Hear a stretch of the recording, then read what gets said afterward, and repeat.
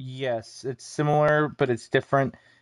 Simplest way I will ever explain this is um, simplest way I'll ever describe No Man's Sky is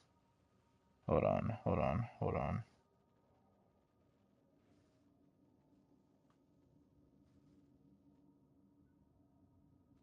Phil, is there a way I can make a video private?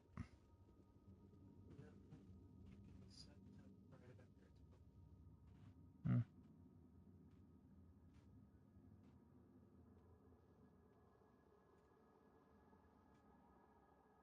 Not just yet, but you know there's always a delay with these things. Yeah, I see you. Hey. All right, cool. Cool. All right, so I have the full screen video on this. If anyone else drops in, see. But right now, I'm launching my ship. As you can see the blue glow around on the rock surface, that is because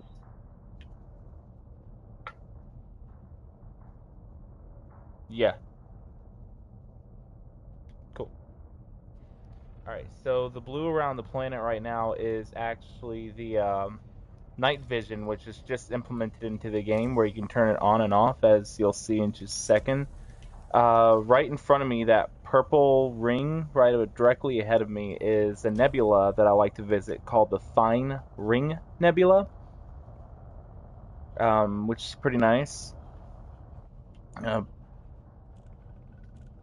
yeah, there's gonna be like maybe a 10-second delay for some of this. Yeah, so I'm opening up the map right here.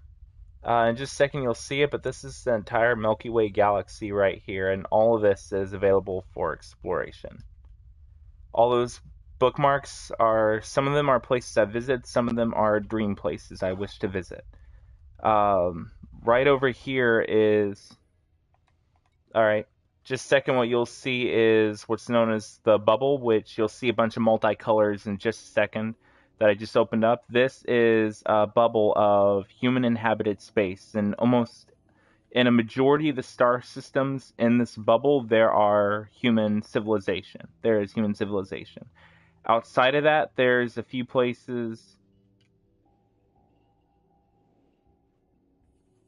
Yes. Yeah, that is the bubble. There's space stations and stuff like that outside of the bubble, but it's a lot less common. Distant Worlds is starting from the bubble, going all the way, and you'll see how far I'm traveling in just a second, going all the way to the other side of the galaxy to a little place called Beagle Point, which on my screen right now I'm looking directly at. You'll see in just a second, but it's a long way away. It's a long way away. But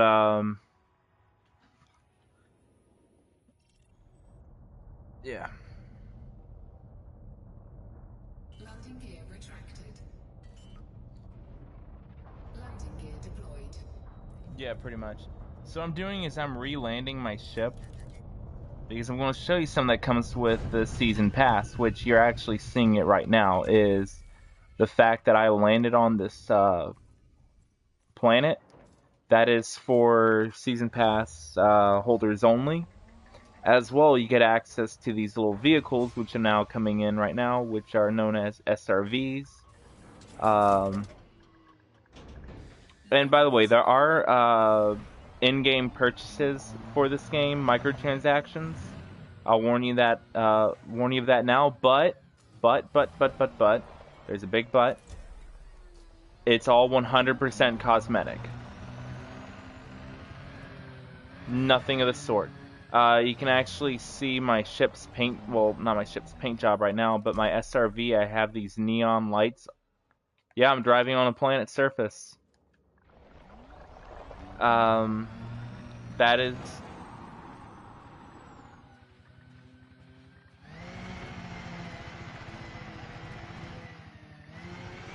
There is. What I was going to explain with No Man's Sky versus Elite Dangerous, as they are both space simulation games. No Man's Sky, now mind you, I say this with all the love for No Man's Sky, because I do enjoy that game still. I don't play it that much, but I still love and enjoy it. No Man's Sky is essentially Fortnite. No, it's essentially Fortnite where it's cartoony, it's arcade, it is meant, for just chill and fun, and in my opinion, it's arcade-like. While Elite Dangerous would be more like PUBG, where it's simulation-based. There's, um,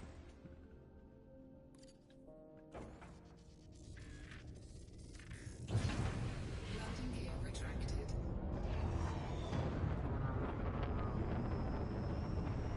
I do want to get PUBG on PlayStation, but I'm launching my ship right now, which, by the way, her name is the Dauntless.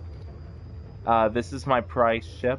It is a very expensive ship. I've spent over 250 million on this ship. Frameshift drive charging. Um, 4. no, because I have enough money to buy it back if it does. I only need to pay $10 million of insurance for it, which, in-game, not gonna lie, is a lot of money. Now, I'm gonna tell you this, okay? Because I think you're a pretty cool guy. I will let you know this, that if you do want to go on Distant Worlds 2 and you do buy this game tonight, I can help you. I can do some quick mining where I can get about 2 million per rock to where you can buy an outfit fully without experimentation, though. Decent enough exploration ship to go on Distant Worlds if you were interested in doing such a thing. Phil and I are both a part of it, which would be pretty cool. You'll see a lot of the beautiful sights and sounds of Elite by doing so. But right now, so to explain flight in Elite Dangerous, there is 3 forms of it. Yeah, 3 forms of flight. There's standard flight, which is what you would do around planet surfaces or pretty much anywhere in the galaxy. Then there's Super Cruise, where if you want to get from planet A to planet B, you travel faster than the speed of light in order to reach that said destination. Right now, as you can see, I am moving. Well, you'll see in just a second that I am flying away from that planet. There's a gas planet there. I can't even see the moon that I was near anymore, but that gas planet is getting farther and farther from me right now as I'm traveling. Yes, 100% manually controlled. And then, let me see, I'm going to plot a course back to the bubble because I'm a little bit outside of it right now. Going to head over towards Sol, which is Earth. Actually, maybe I won't. I have an idea. I want to show you something cool if I'm going to be doing this shit. Let me see.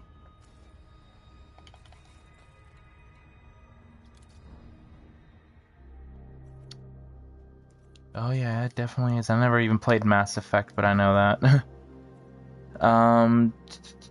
Let me see. I want to show you something cool.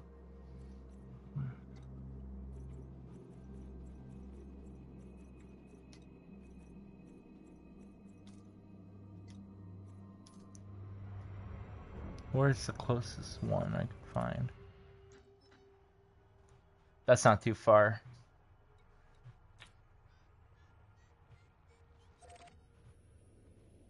Precisely. Alright, so I'm going to show you something cool. Well, if they're active, please God let them be active, but I'm going to go find some geysers. Just show you some things that you can find on planet surfaces. Which you do need the Commander's Pack or the DLC in order to find as SRV. But yeah, what you'll see in just a second is me entering Super Cruise. If you want to go from a star system to a different star system, you go through Super Cruise. And you arrive to the next star in just seconds. Heat sinks are a little... Alright, the Codex is actually brand new. They launched it in December. It actually has a bunch of voice-acted documentation of history and lore of Elite Dangerous, and players can submit things that they find on there for other people to find and stuff like that. I'm currently doing one thing that every explorer needs to have on them in Distant World on any exploration ship is what's known as a fuel scoop, which is where you fly close to a star and get fuel from it. That's what I'm doing right now. As you'll see in just a second, I got a little too close, so I'm overheating a bit, so I'm just going to fly a little farther away while I collect some fuel, but usually you just sit there for a second and go ahead and get some fuel. Now, here's the deal. If you run out of fuel in Elite Dangerous and you're an explorer, originally, you'd be dead. You fucked up, and you would be dead. But there's some good news. And you know what that is? There's a little group of players known as the Fuel Rats. Their motto is, "We have fuel, you don't." They make it their job in Elite Dangerous, and it's a player group that seem to have gained no other enjoyment in this game other than going out and rescuing people who ran out of fuel. It doesn't matter if you're inside the bubble, outside the bubble, or you're halfway across the goddamn galaxy. They will fly to you, and they will rescue you. Now, mind you, by doing so, there was actually one of my friends is a fuel rat, and he actually got a call, and ended up actually breaking the record of the longest rescue on PlayStation. But it was pretty much on the other side of the galaxy near Beagle Point from the bubble. He ended up flying there nonstop, which took like a solid... Yeah, Phil can relate to that in just a second. He only flew like 20,000 light years in a single day, and that took like 6 hours, so that was a long-ass flight.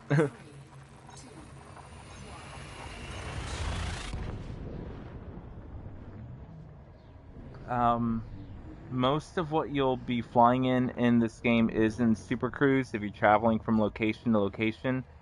The only times you'll ever be outside of Super Cruise is if you're flying around near a space station or near a planet's surface, or if you're a combat pilot, you'll spend a lot of time in outside of Super Cruise. But Super Cruise is the main source of travel in this game.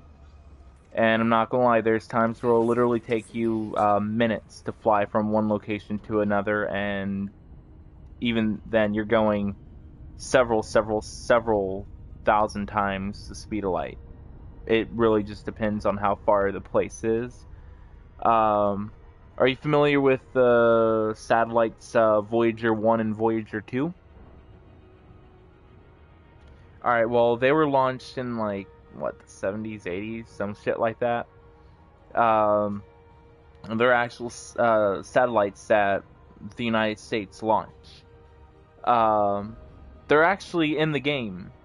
Now the thing is you can find them, and a lot easier now thanks to the new update, but it will take a solid maybe 15 minutes to fly to them, and that's being very conservative on how long it will take to fly to them. It will at times take about 15, maybe 30 minutes, give or take. It's about 2 million light seconds away. Though the combat's pretty fun. It is. Oh shit! I just realized I'm flying in Super Cruise and I'm not even jumping, and my thing is to be jumping to this location. Combat is fun if you're a combat pilot. Thing is combat is expensive, in the sense of you want to make sure that one, you have a good ship prepared for combat, and secondly, you want to make sure that on top of all that, you have the ability to purchase your ship back if you get shot down.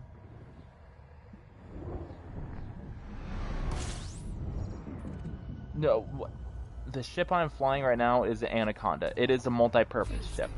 If I wanted to, I can spend money to outfit it for one killer of a combat ship. I don't do that with her. I prefer using her for exploration purposes, which, by the way, this is Anaconda. This is the Dauntless. You'll see it in just a second, the outside view. She is a large-scale ship.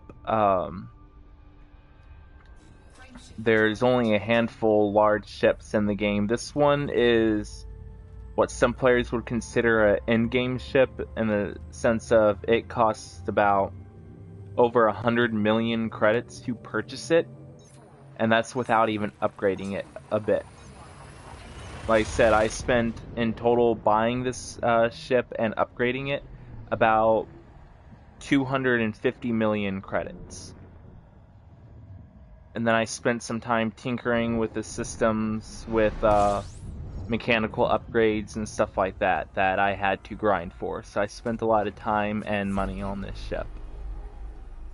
Now I've gained all that money back, and then some, by just exploring alone with it, with the trips that I've taken her on. So, that's not... Now that's a microtransaction paint scheme I bought, which, by the way, a microtransaction, the least you can spend is about $5 for 300 points. 300 points will usually buy you a 6-pack of paint jobs for a single ship, which is not bad. You get 6 choices for about $5. So, on average, it's a little under $1 per paint scheme, but so it's not too bad. And I don't mind spending that extra money for a paint job, especially if they're awesome, because Frontier, I will give this game development company a lot of credit. They're most of the time they're open and honest with their fan base. They do a lot of work for the community as well. They take goals and things that the players want and will implement them into the game. There's been several cases where actually, after the first Distant Worlds expedition, players wanted to try to have a space station over at Beagle Point. Frontier then put community goals in the game for there to be a space station at Beagle Point for players to work together and the community to work together to achieve and make it happen. The station never arrived, unfortunately. It got lost in space, but it was discovered a few months later. But that's just one example. For Distant Worlds 2, actually, the community's getting together once again and have put in petitions to Frontier to build a space station around a super massive black hole known as Sagittarius A, which does sit in the center of our galaxy of the Milky Way. And that's actually what we're working on for Distant Worlds 2, is that's going to be one of the main goals, is building a space station around Sagittarius A.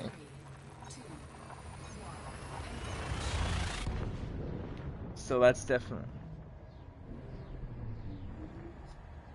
Yeah, or selling data and stuff like that.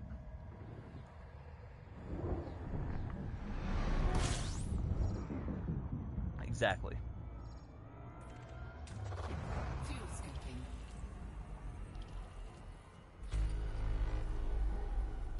There's no consent involved in PvP usually. There's multiple ways it can happen. Usually you find a ship and, if they attack you, attack back, shit like that, or run away. If you know that this ship is, for example, if you're in Sidewinder, which is the first ship in the game, and an Anaconda opens fire on you, if you're lucky to not die in one shot, get the fuck out of there. As fast as your engines will take you. It's not necessarily a consent thing, but there are, I don't want to say ways around it, but... Now, there are PvP groups within the game where players will get together and do full-scale combats with each other. I've seen that firsthand before, where they'll get a couple of squadrons together and they'll combat against each other, and usually it's consenting. There are cases of pirates in the game, NPCs, or even players. And usually with players, if you run, they'll kill you, or they'll attempt to kill you. But usually if they pull you out of Super Cruise, which is traveling from planet to planet, They pull you out of Super Cruise. Usually they'll give you what their demands are. If you go with it, a good 9 times out of 10 they'll let you live. Simply because of the fact, if they take what they want from you and then kill you, that really sets a bad reputation for them, and then if they kill you, they're not going to get anything from you anyways. So players will then just not give anything to that said pirate, because what's the point? They'll kill them anyways, so no matter what, they won't get anything. Or then there's battling in taking down NPCs, where you can do what's called bounty hunting, where you go from system to system, scan other ships, see if a wanted sign comes up for them, and if there is a wanted sign, you're free to attack them without retaliation from the law. If anything, the law will entirely help you out. They'll come in and they'll start attacking that NPC as well. Unless you're in what's called an anarchy system, in which case there's no government. It's just a free-for-all out there, so you just better hope and pray that you're a better combat pilot than they are. Yeah, essentially.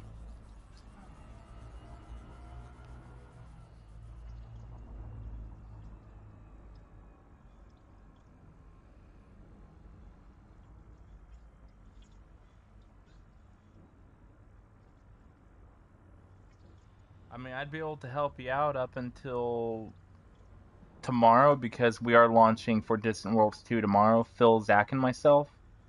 Yeah,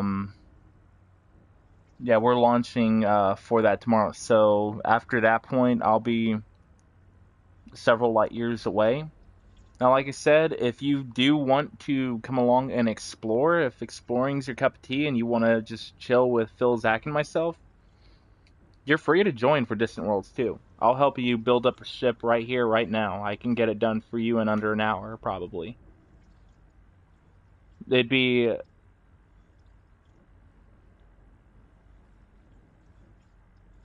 Exactly, and by the way, yeah, no, absolutely not. And the best part is, if you stick with Distant Worlds 2 and you go throughout the entire route and explore during it and scan shit, I can promise you this, you'll be coming back with no less than 1 billion credits. No less. There's fuel rats. There's several fuel rats on the expedition.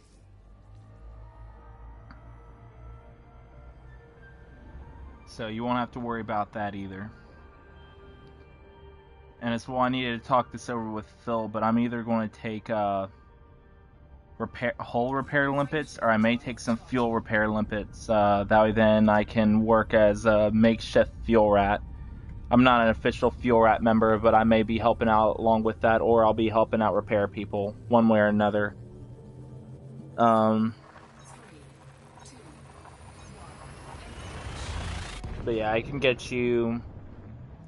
No, may take a little bit longer than an hour, but I can get you easily probably about 60 million credits, which with that you can easily purchase a Diamondback Explorer or a NASP Explorer. You won't be able to engineer any of them, which means you will not be getting the same jump range Phil and I will. You'll be fallen behind a little bit in jumps. Like Phil and I are pushing about 52, 53 light years per jump. At most, you'll probably be able to push about 30 something. But that's still very good. As long as you get over 36, you're good. That's all you need to reach Beagle Point.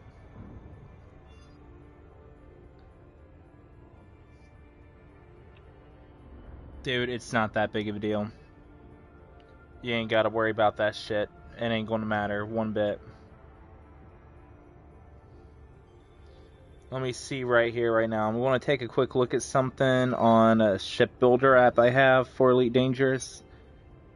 Let's say we got you with a Diamondback Explorer.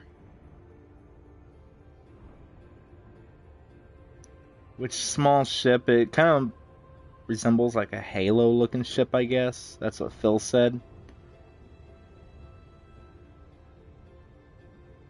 No, I don't need that.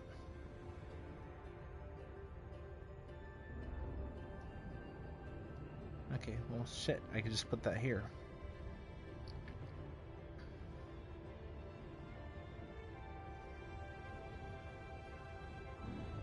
And put a 4... size 4 fuel scoop.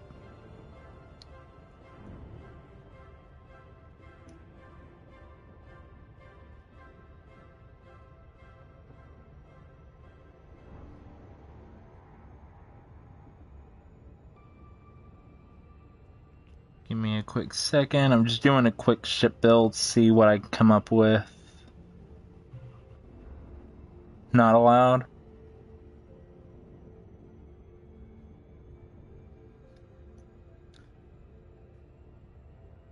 I don't think I'm missing anything here.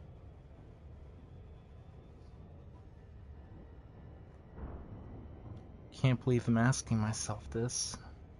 But am I missing anything on this build? Let's see, planetary vehicle hangar, check. Fuel scoop, check. Shield generator, check. AMFUs, heat sinks, detail surface scanner. Shit, I say that's about it. So, oh yeah, you will not have the power output for that. Holy shit, that's where I went wrong. Okay. Okay, hold on here. Hold on, Bessie. What's the power output for that then?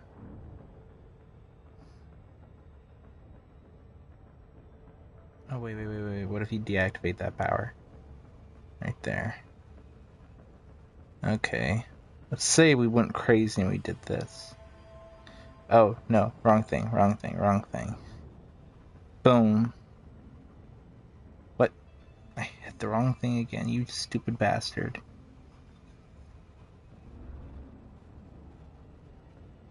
Okay. That's only about 9 million credits. Not even breaking 10 million. Let's say we went extra crazy and did that. How would that be? That'd still be fucking good. Alright, cool. I can get you a Diamondback Explorer with about... Hold on. What if we went... Yeah, that one right. Well, that still work pretty well. Okay, so I can get you a decent Diamondback Explorer build for about 10 million credits. Let me see, Asp Explorer.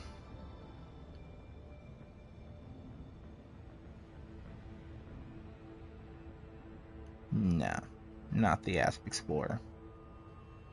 I like the Asp Explorer, but that's not gonna cut it. So, yep.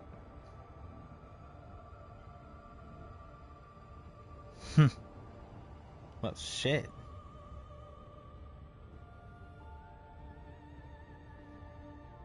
Yep. Okay, so I'm going to recommend for you Diamondback Explorer. If you want to go on Distant Worlds 2, I can get that ship for you easily tonight. And you'll have to do minimum work for it, if that helps. I'm going to send you a photo of the ship. It is a small scale ship. That is the basic paint scheme for it.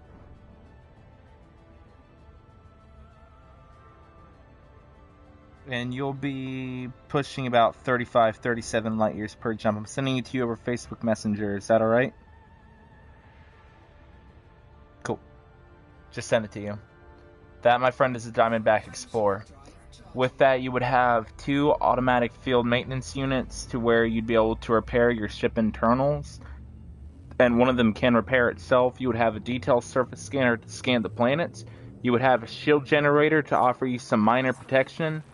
You'll have as well 2 ground vehicles on it, and a fuel scoop. Your jump range, we'll have to do a little bit of rock collecting for you just to make sure, because I think you need a jump range of 36 to reach Beagle Point. And if you're sitting at 35, you're going to get stuck there or not be able to make it in the system, but there's a workaround for that. Complete. I know 100% there's a workaround for that, so I can get you around that without any issues. There's ways of mining certain things to where you can get a little boost to your hyperdrive, so not worried about that. But Diamondback Explorer would be the solid choice of a ship for this.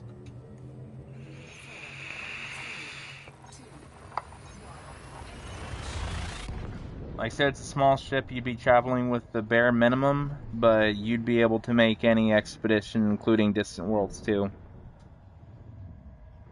And like I said, by the time you get back, you'll be bringing in a couple billion credits, probably.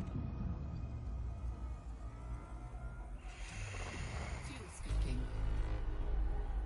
Fuel scoop disengaged. So the deal is with Distant Worlds 2 is each waypoint, there's a new waypoint every week. You're supposed to be at the waypoint by the time set for that checkpoint that week. Usually Sunday at 2 p.m. or 8 p.m. You need to make sure that you've at least arrived to that waypoint and checked in and shown that you made it there. But each waypoint's about 4,000 to 6,000 light years apart. Some are going to be less than that. Some are going to be at most 6,000 light years. That's easy to do in a day. That's a little bit of extra work for a day, but it's doable within a day, and it's easily doable within a week. You can do about 30 light years jump. You can easily, it should take no longer than an hour to go 1,000 light years, and that's even including discovering stuff in between. Frameshift drive charging. About 40 minutes to an hour for every 1,000 light years, so that'd be at most probably about at least 6 hours worth of gameplay every week. Which, as you know, with Phil and I, we tend to do a lot more than that per week on Elite.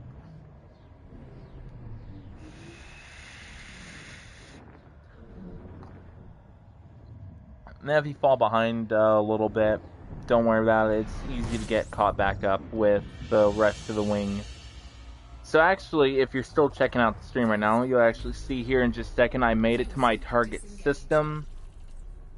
I'm not positive which planet it has, so I'm looking for, but you'll see one of the new additions to Distant Worlds 2, and that's this new scanning option, where you can zoom in and you can check out planets and systems before you even go anywhere close to them. So you can check out discoveries and find out what's in this solar system without taking the time to fly all the way over there. So if there's nothing good there, you don't even have to worry about it. You can find out if there's volcanoes or anything like that on it. You'll see in just a second 1B does not have any volcanism on it. No. There's a system on here that will have geysers. I just have to figure out which one it is, which thankfully I don't have to fly over to the planet. In the past, you literally had to manually find geysers or little volcanoes. You had to find them manually, and if you found one, it was a blessing from God and God himself, because literally you'd have to look around the entire fucking planet in order to attempt to find anything. Nowadays, not even close. You can just fly wherever you want and do what I'm doing right now and scanning them from afar, and it'll tell you if there's something there or not, which is pretty nice. And then you can now probe the planets, and it'll tell you exactly where that fun shit is located. So then you don't even have to worry about running the risk of wasting time anymore. You can just find stuff instantly, which is pretty good, because then you'll get paid more for it. Up, up, up. Volcanism, water, magma. That's the one. So as you'll see, I just located the target system. If you'll look at the big circle I have of my on my panel, you'll see a little small circle with right now a blue dot in the center of the little target. As I move up and down, you'll see it move out of that target. That's bright ass circle is that white dot is my location on the panel of the target. If it's in between the crosshairs, that means I'm heading directly towards the target. If it's black in the middle, which you'll see in a second, I'm moving out of the target zone. It is going to move in just a second. Yeah, it's no longer, it's hollow now. Then that means that it's in the opposite direction.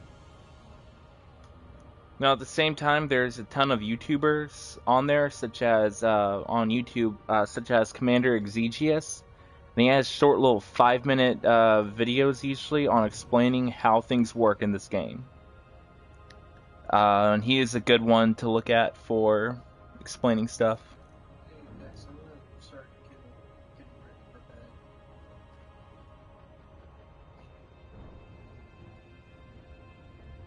Good night, Phil.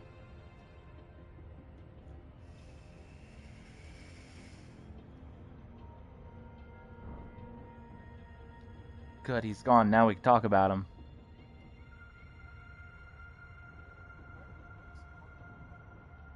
Yes.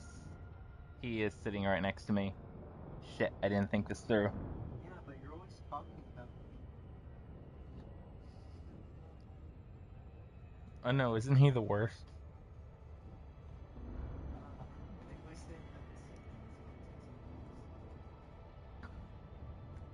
So, as you'll see, as I start to get closer to the planet, there's a little counter at the bottom that will say like 16, 15, 14, 13. Just a second, you'll see it. But it's counting down. Whenever it reaches the 7-second part is when you start slowing the fuck down. As you'll see on my speedometer, I just moved the bar down to where it's close to the bottom of the blue. That way you'll start slowing down and you won't do what's called the loop of shame, which is where you completely pass up a planet. And yeah, then have to circle back around to fix what you did. That happens more times than you'll know.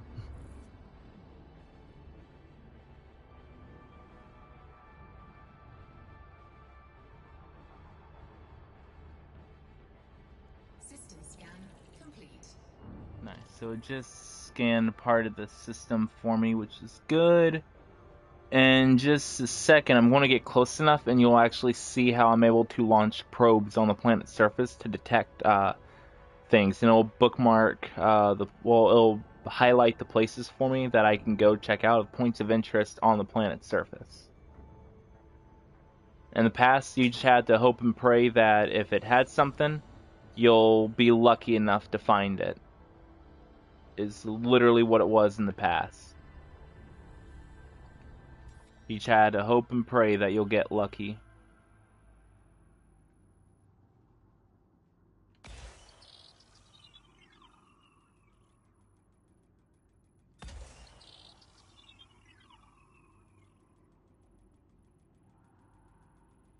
Alright, I just went ahead and fired 2 probes at it. That should be enough.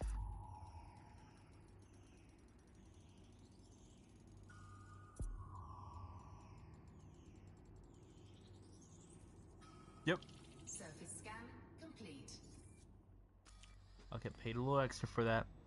And I just found a geological signal. I found 5 of them. I'm just going to go to the first one.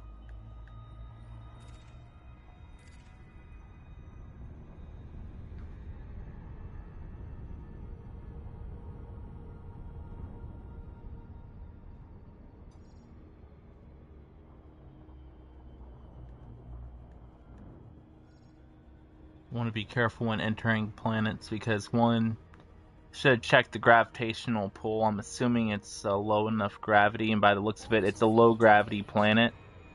But as well, you don't want to come in too fast. You want to try to come in at a nice angle. Oh, and also in Elite Dangerous, there's like a ton of tutorials that you can go through to learn a lot of these things in practice, which is good. Alright, so I'm going to enter glide mode now, which it does automatically for you. If you're coming in at a good angle, you'll start gliding at high speed, which I may have dropped out of Super Cruise a little too early. Tell you what.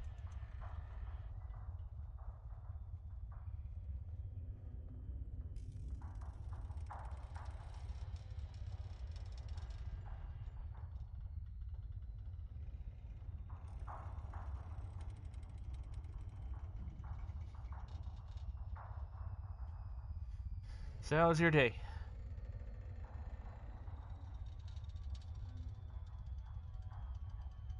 That's good.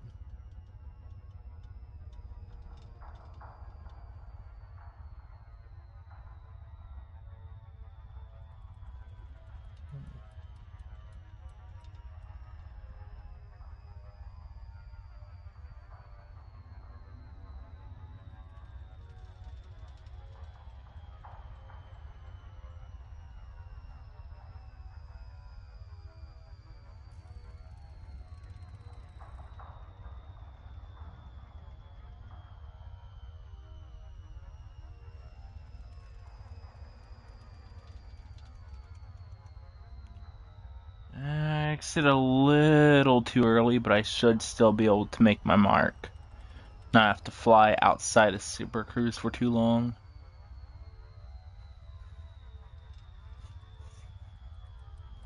Just keep it. And by the way, I'll tell you this: well, with Elite Dangerous, it has the friendliest player community out there.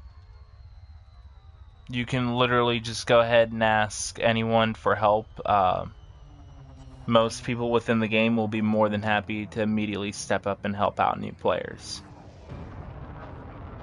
Especially with some of the groups I'm in, but as well on Reddit and stuff like that, you can ask questions and people will jump to answer them. It is seriously the friendliest player community I have ever met.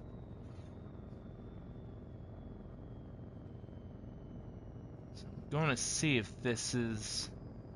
I was looking for, by the looks of it, this geological sign may just be a decent canyon, which is not what I'm looking for.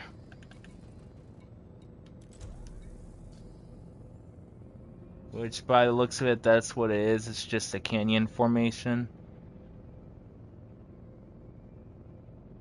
I'll find another one, because one of these has got to be geysers. Go ahead and turn on night vision so I can see what I'm looking at here. Oh, hold up, hold up, hold up.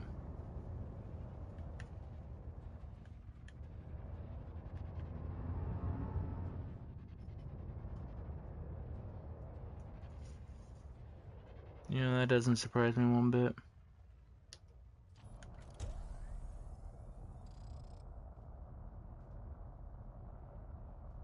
Shit.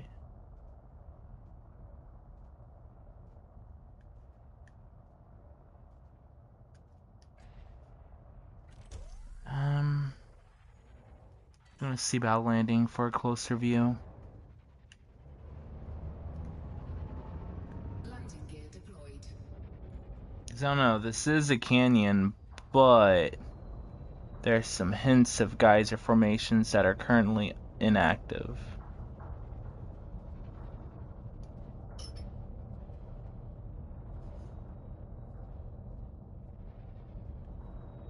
I don't think we'll be able to get in a good enough position to land inside the canyon.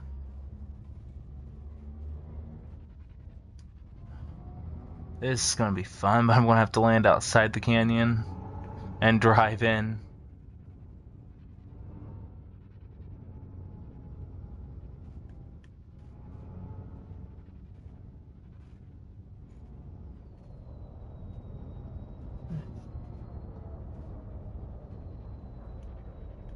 Yeah. It's a good game. It's well done. The developers legitimately do care about their fan base and do constantly work on upgrading the game and adding in player requested shit, which is real nice.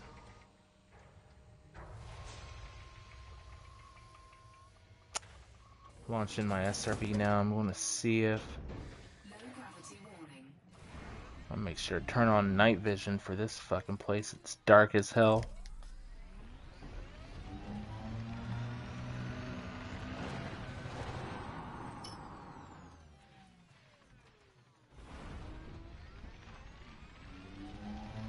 This is gonna be fun. Cliff dive.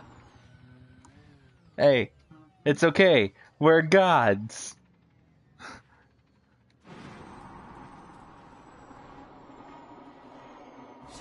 Ow, that hurt. Okay, I bounced a bit. Save it, save it, save it. There we go.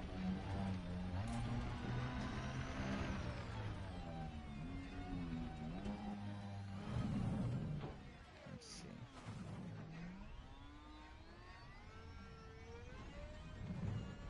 Oh, that ain't anything.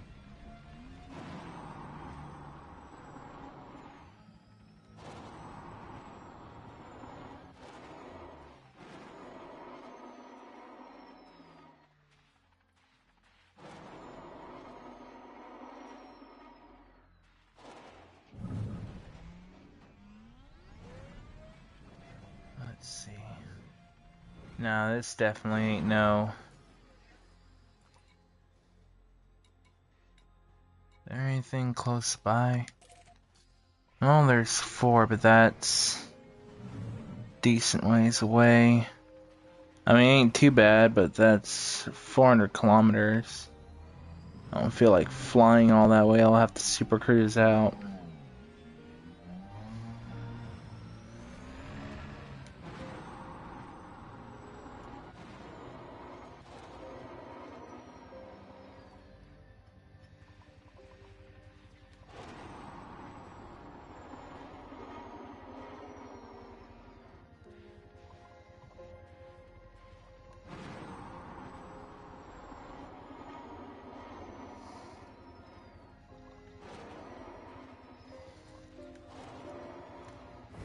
Now.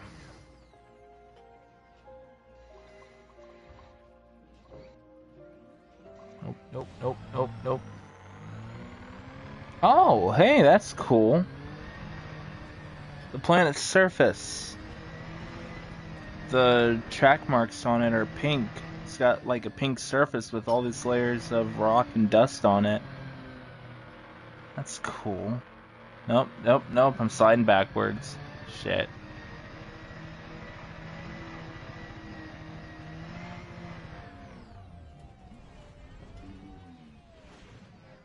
Gotta find a way to drive out of this place.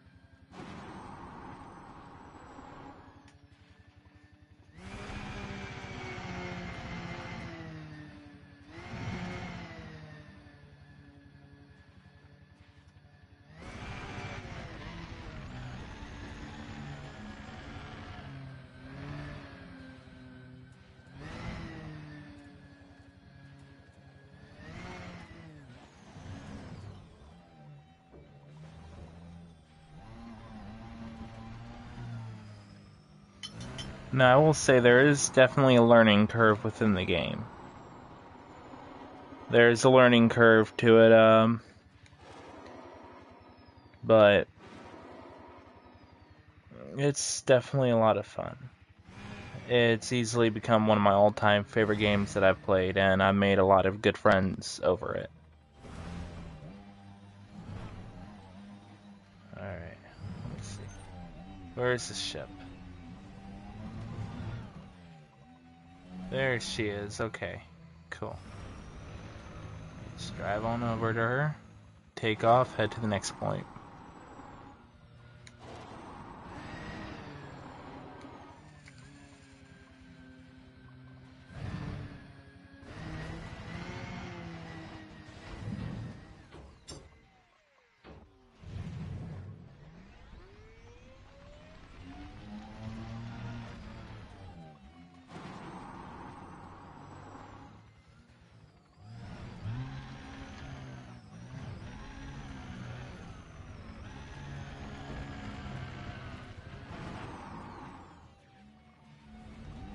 I don't have the money on me right now, dude, being completely honest.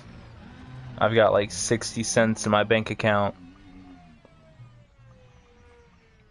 Not yet, but he's got like, I think $4, if that. No, not unless you've heard directly. Who do you bank with?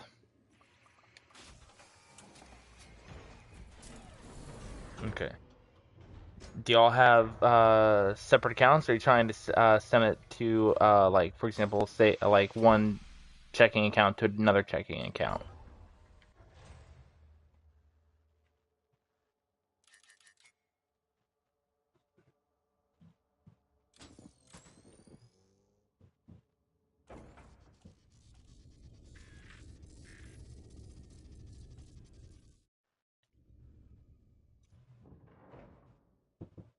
Yeah.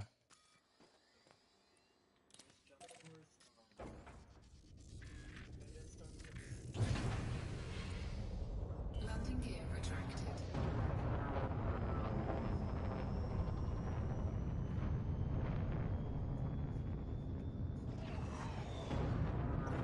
Yeah, that's fine.